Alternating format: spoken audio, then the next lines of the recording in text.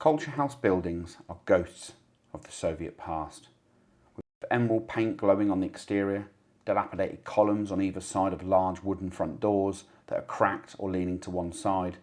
If you were to step through the doors of one of the last remaining halls, you would instantly see the grandeur.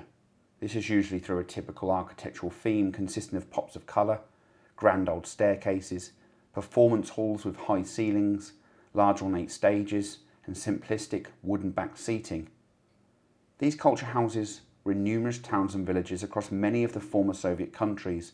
They were places of public gathering, first created in the 30s, with many built also in the 1940s and 50s, with their main function originally as a place for Soviet and socialist propaganda. However, from the 1950s onwards, these houses of culture became the centre of various cultural activities, combining cinema, dance, music, theatre and even television. Attendance at these events was of course free, one of the hallmarks of the Soviet Union. Participants were divided according to age, including school children and retired seniors.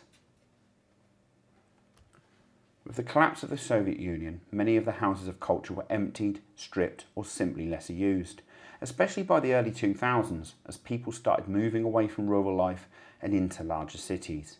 Cities such as Tbilisi in Georgia or Yerevan, Armenia, of course, going in search of work. These days, inside the abandoned versions of these buildings, you will find cracked wooden floors, peeling paint and damaged columns. However, many are then usually accompanied by a lack of seating, or perhaps a complete lack of anything wood. And you can forget about metal as well. One assumes these items were stripped away by locals, looking for a free source of heating, or perhaps for parts that they can sell off for additional funds. On the extreme end, things are worse for some of these spaces. With animals being moved in by the local farmers, they aim to keep their livelihood warm in the winter. And why not? After all, many of these spaces have been left neglected for so long. If this has happened, then you, the explorer, cannot expect to see much left inside the building. Not that it has ever stopped me running up to one, excited, smiling, only to be then left disappointed once more. However, there does remain a glimmer of hope for a handful of these houses of culture or village halls, as some of these cultural spaces are not always totally abandoned. A few hardened locals are doing everything in their power to try to revive some of these places.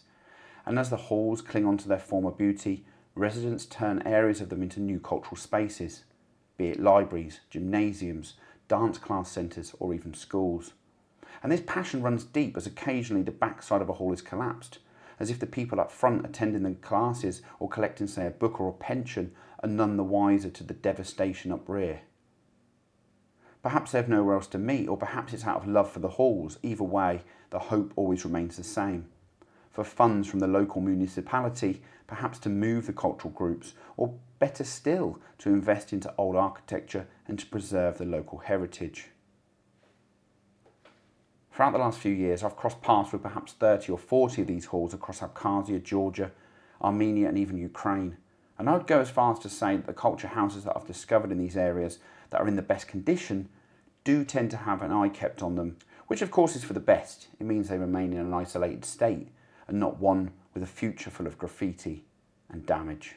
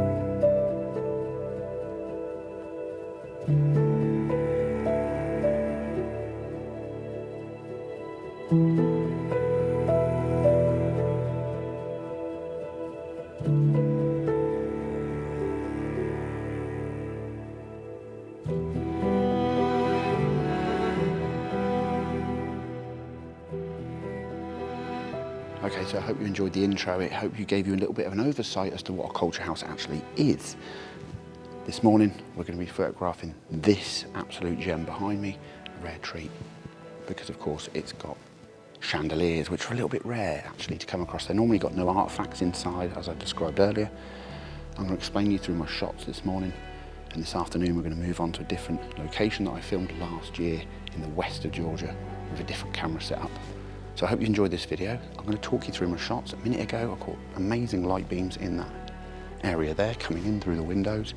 Looks fantastic. I'm going to talk you through them. I'm going to put my shots on the screen and we'll move on to this afternoon's location. Hope you enjoy this video. This was the first time on location I was using my new geared head, the GH Pro 2 by Sunway Photo. I'll have more about that upcoming on the channel. It's too new for me to kind of give an overall feel of it at this moment in time. So for this shot I decided to use my 24mm tilt shift as opposed to my 17. I was going to do a panoramic left to right across the scene, as you'll see in the final result, and I thought it gave it a more compressed look. It actually sort of, I suppose, made the light beams kind of come towards the focal point of the camera. I worked quite quick, the light didn't hang around long. I shot from left to right. I got the middle shot first to make sure I've got the the light rays in the frame. To emphasize them, I just kicked up a little bit of dust down in the floor in the foreground, ran back to the camera and got the middle bracket. Once I had that, the left and the right could be without the rays because it was only emphasized in the middle of the overall scene.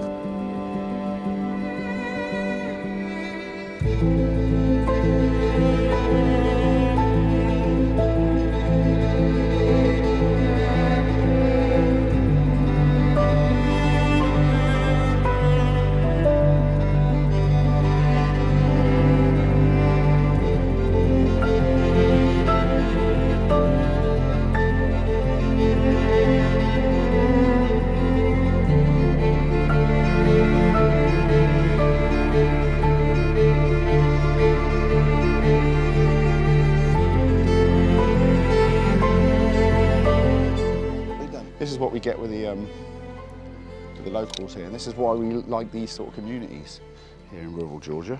James. Hello. Gamojos. საქართველოს, Amerikas, English. English. Shudova, ikos. Shudova. Yeah. Mir. Peace. Peace. Peace. Okay. Peace. Tsas, Gamojos. Zes. Gamojos. Არა, დაკანცა, Isn't that? გოლონდო. I'm going to cut my orange open now and just have a nice time. ჩვენ ფოტოგრაფს გამომარჯოს. He's taking video. He says to the health of the photographers. We need good health. We tend to be overweight. We don't get out much. we don't go to the gym much. But yeah, this is Maxim, I think, and he's the coach for Guria for the fencing, so for the whole region. And this is his student over here. And basically, they were waiting for you to kind of like finish up with your photos so that they can go in and use that space, the space next to the cultural center. Amazing. Yeah, for training. Cool. Dali, mami. All this, that's his. He loves alcohol. He doesn't always drink on the job. That's only once a week. Promise you. But no, and this is his student, and this is, yeah, that's cool. So we are in a culture house today in the west of Georgia. I mean, a beautiful space. I'm going to show you around and show you it. This is the main feature of this video. The main purpose of kind of doing a culture house video is to explain the reasons why these buildings existed, why they're still about, and the condition that some of them are in today. Beautiful space. I have been here before and photographed it before.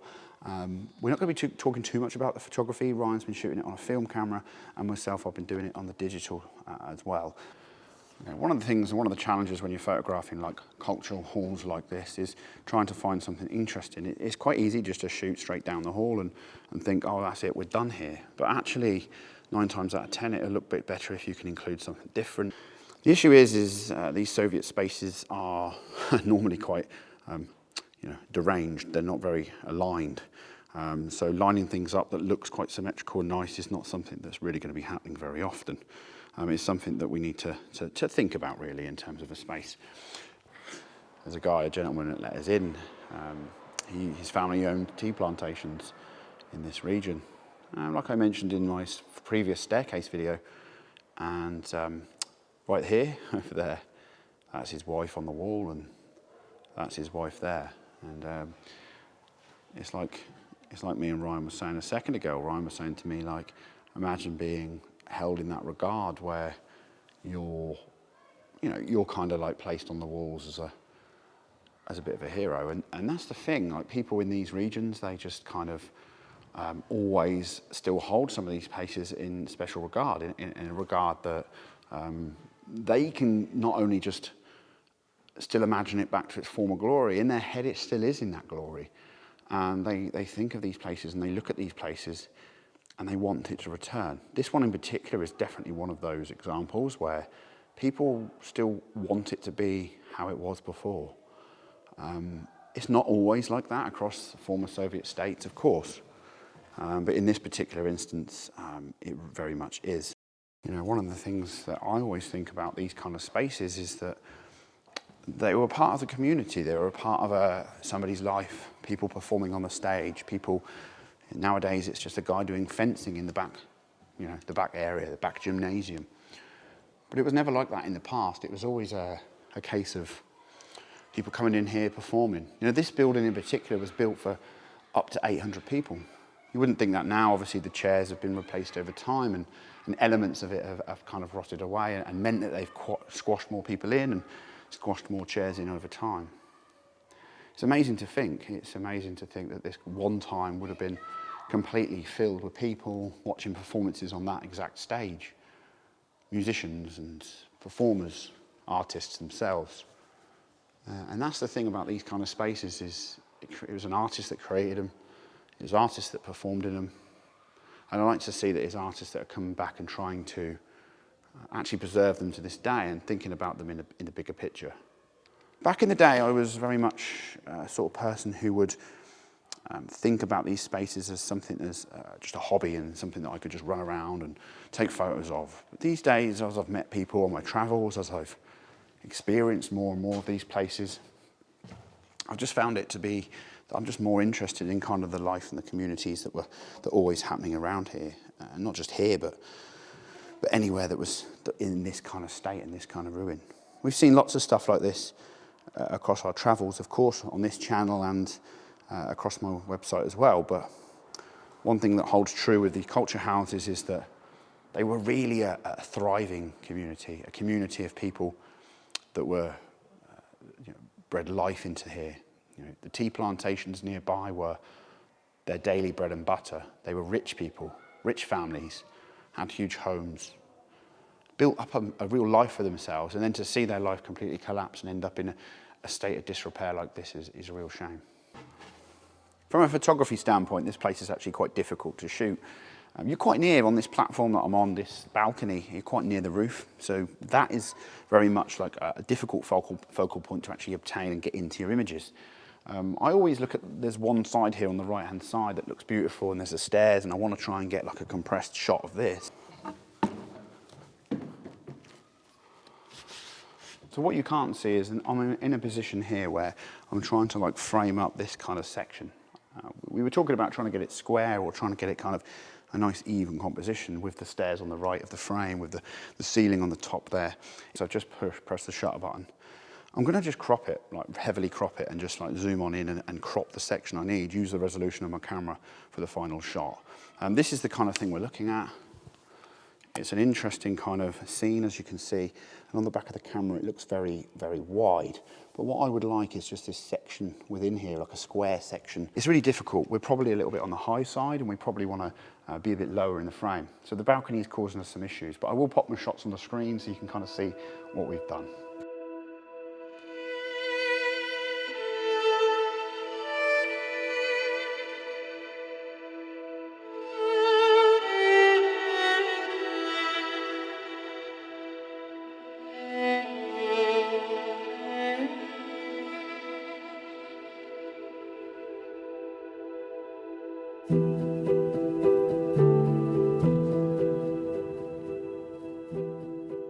We don't talk about the photography side too much in here as much anymore on the channel, because for me, I want to show you a bit more of kind of, talk a bit more about the history and a bit more about the kind of the challenges of the locals and when they come to face these sort of spaces. And this one's very much part of that, so I hope you've enjoyed it, I hope you've enjoyed what you've seen. I think as well it's a kind of place that Can make some beautiful shots, don't get me wrong, but it definitely suits, as we've just seen, it definitely suits digital photography rather than film photography from the lighting standpoint. So yeah, I'm going to wrap things up, and yeah, hope you've enjoyed this. If you have, please do hit the like button, comment in the section below if you've got any questions or want to see some more from content like this, if you're enjoying the new style of content. And also, of course, subscribe, hit the bell notification so that you know you're notified next time we've got a video going live.